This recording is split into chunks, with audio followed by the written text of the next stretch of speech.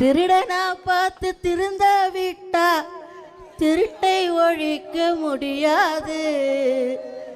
நாம தான் ராஜா ராஜா. கவனமாக வாக்கு சாவடிக்கு முன்னாடி ஒரு டிஸ்டன்ஸு கொடுப்பாங்க. அதில் நின்றுக்கிட்டு திட்டு ஓட்டு போடுறோன்னா லபக், செத்து போந்து போதா லபக், பிடிச்சி பிடிச்சி இழுத்து வைக்கணும். நான் இப்படி தான் பேசுவேன். எனக்கு இலக்கணமாலாம் பேச தெரியாது. இப்படி தான் பேசுவேன். ஏன்னா நான் வந்து ஸ்லம்மு.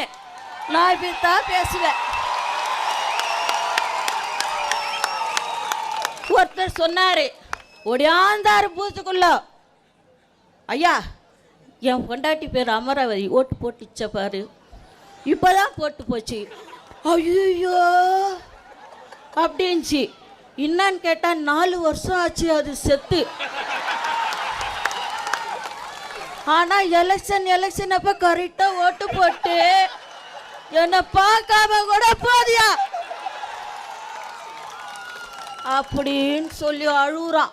இதை எங்கே போய் சொல்கிறது? இந்த எஸ்ஐஆர் இதை சரி பண்ணிடுமா? அமராவதியை சேர்த்து அம்பிகாவதியோடு இணைத்துடுமா? சொல்லுங்க.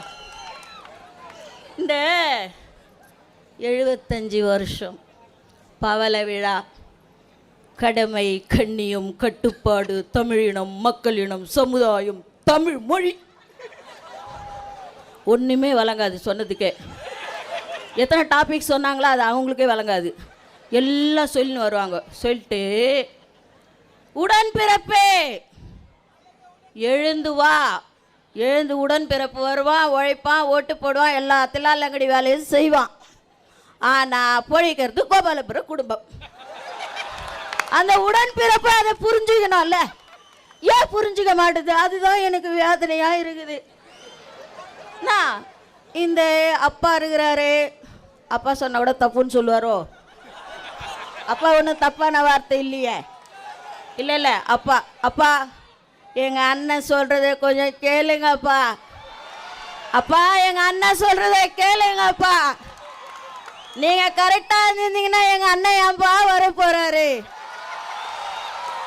நீங்கள் எதுவும் செய்யா தொட்டு தானப்பா எங்கள் அண்ணன் வந்து இதை ஏன் செய்யலைன்னு தான் கேட்குறாரு.